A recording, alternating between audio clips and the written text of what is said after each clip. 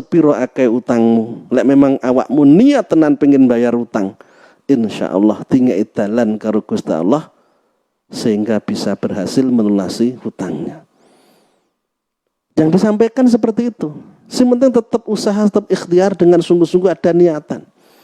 Karena bisa jadi tidak ada niatan. Karena apa? Ketika tidak membayar utang tidak dirugikan. Karena dia sudah mendapatkan keuntungan dengan bisa memanfaatkan uang hutangan. Tipenya orang yang tidak tanggung jawab karena dia tidak dirugikan dengan tidak membayar hutang, tidak ada niatan untuk membayar hutang. Wong tidak ada niatan terus opo bayar. Kalau tidak ada niat itu tidak ada usaha. Kalau ada niat ada usaha. Apalagi dibarengi dengan keyakinan, ya Allah ini kewajiban saya dan saya tidak ingin dituntut nanti di akhirat. Gara-gara hutang saya, amal solih saya semuanya akan diambil oleh orang yang saya pinjam uangnya, yang menghutangi saya.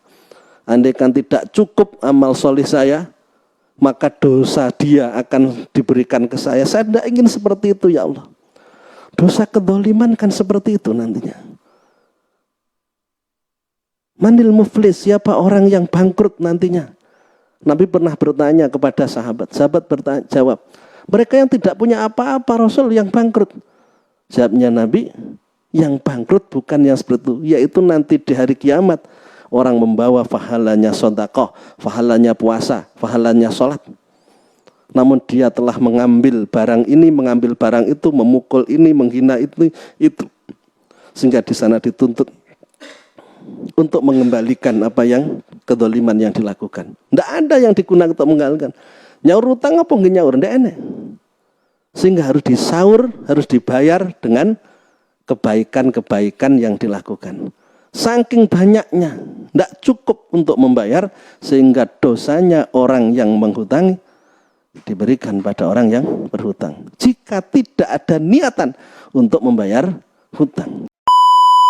Kalau hati seseorang itu baik, penuh dengan keimanan pada Allah, baik yang dimaksud bukan sekedar dari sifat yang tercela, tapi lepas dari segala anggapan bahwa selain Allah itu punya kuasa. Anggapan itu hilang.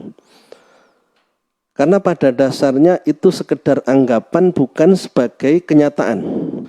Saya bekerja keras, berusaha dengan sepenuh tenaga, nanti saya akan dapat uang banyak, saya akan membayar hutang saya. Sebelumnya memberanikan diri untuk menghutang padahal tidak penting. Karena ngejibne sing bakal dihasilno, ngejibne napa nggih? Mengharapkan, harapkan apa yang akan didapat. Ternyata tidak seperti yang diharapkan. Seperti itu kehidupan. Maka yang mengatur Allah, kita selalu harus mengikuti apa yang menjadi ketentuan Allah, jangan melangkah sendiri.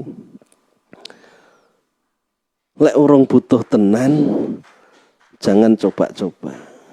Jaga nih ndok pitik blorok nggih. Jaga nih sing urung jelas nih ya, ternyata ya ndak berhasil. Ini yang harus kita pahami tentang hidup, bahwa yang menentukan Allah bukan apa yang kita lakukan. Orang sakit usahanya adalah berobat. Namun jangan punya anggapan obat bisa menyembuhkan. Kewajibannya hanya berobat, untuk kesembuhan kembali diserahkan pada Allah Subhanahu wa ta'ala.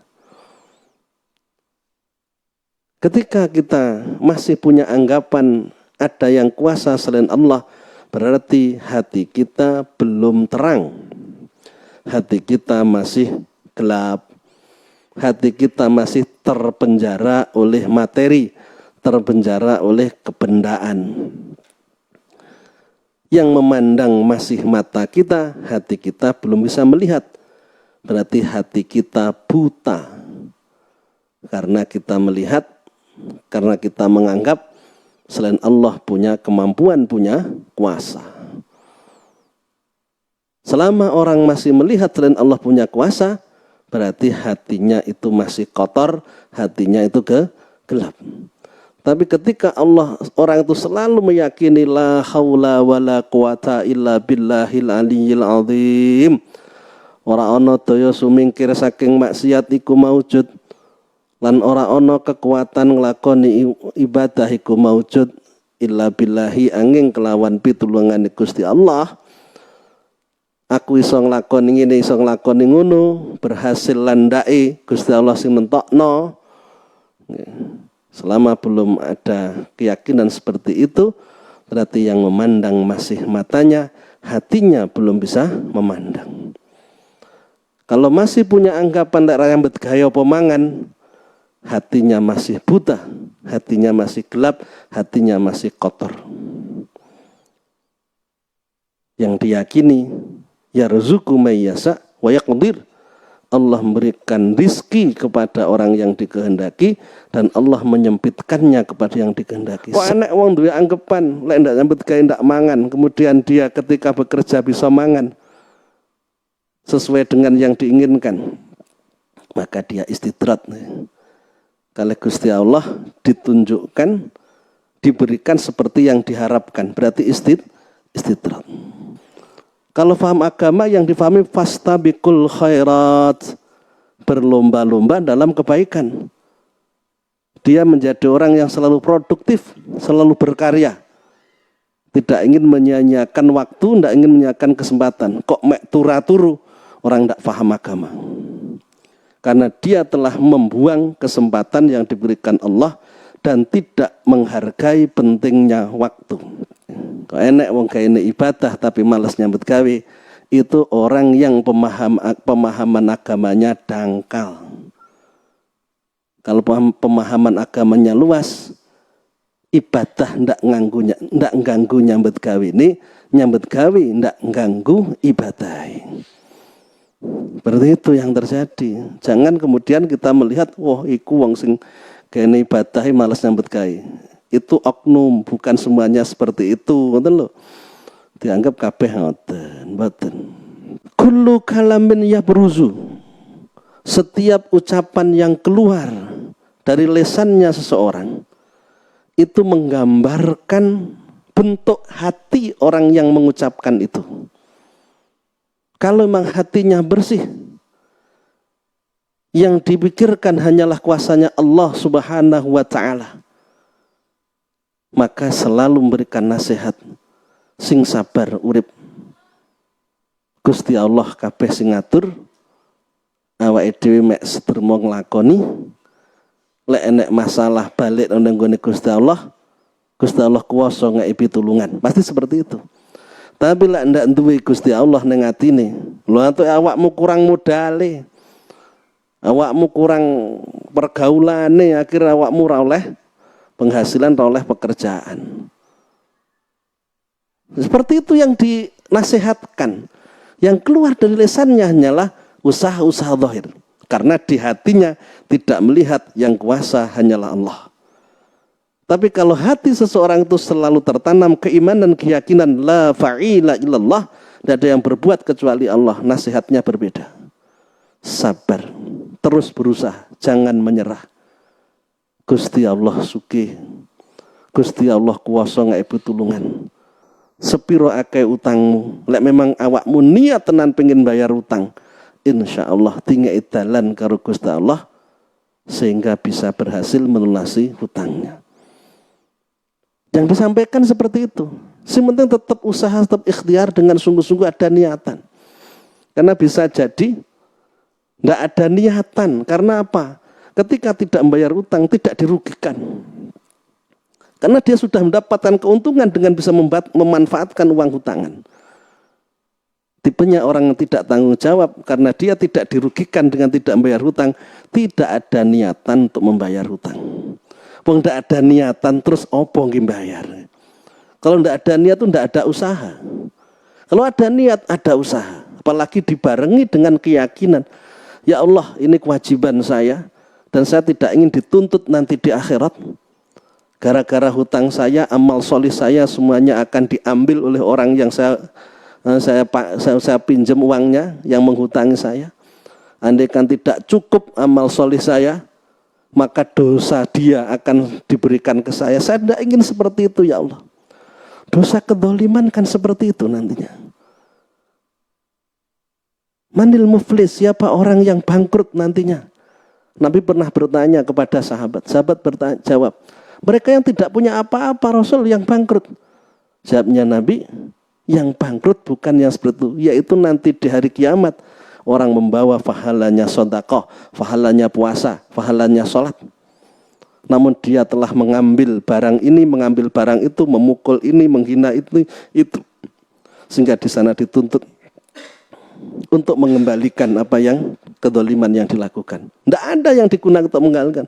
Nyaur utang apa nggak nyaur? Tidak enak.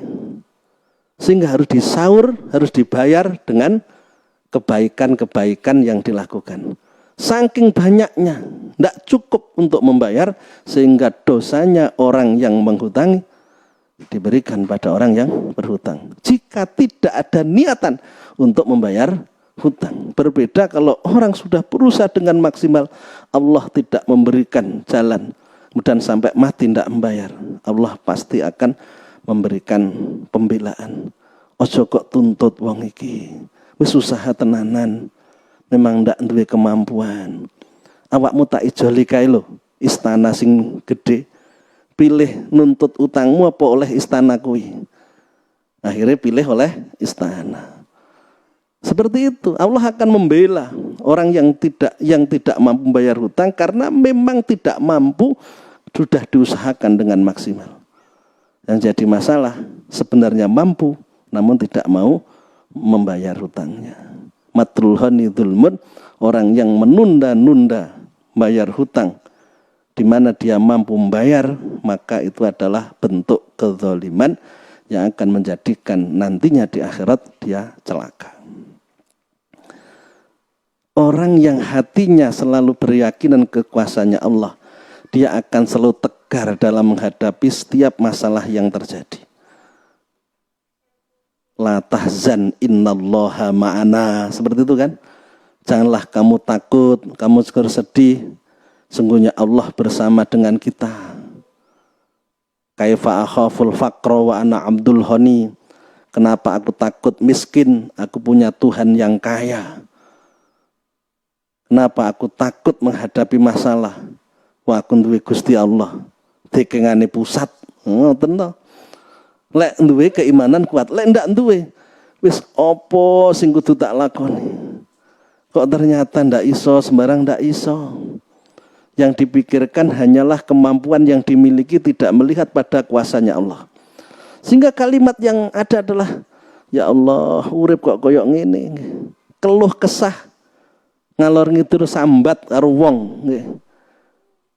Rumangsane disambati ra duwe masalah nggih. Duwe masalah ketambahan masalah sambati. Nggih. Akhirnya nangis bareng. Nggih. Karena hatinya selalu melihat pada kemampuannya sendiri, tidak melihat pada kuasanya Allah. Lihat pada Allah, bismillah, yang penting saya terus berusaha. Saya tanggung jawab dengan apa yang menjadi tanggung jawab saya. Saya selalu menyandarkan urusannya kepada Allah, dan saya yakin kalau saya taat kepada Allah dan saya melihat yang kuasanya lah Allah, Allah akan berikan pertolongan.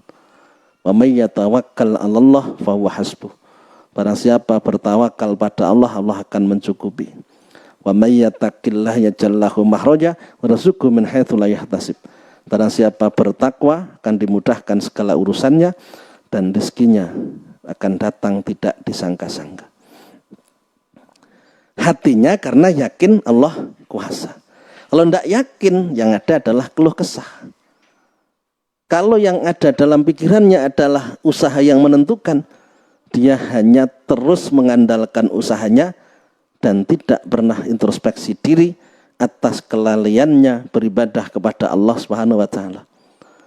Ucapan yang keluar adalah keputusasaan ketika dia mengalami kegagalan, dan kesombongan ketika dia mendapatkan kesuksesan. Pengaruh demenane karo donya, Sinti omong nggih soal donya karena hatine demen karo donya, ndak pernah membahas soal ibadah. Karena ndak demen soal akhirat, ndak mikir soal akhirat, dipikir soal donya.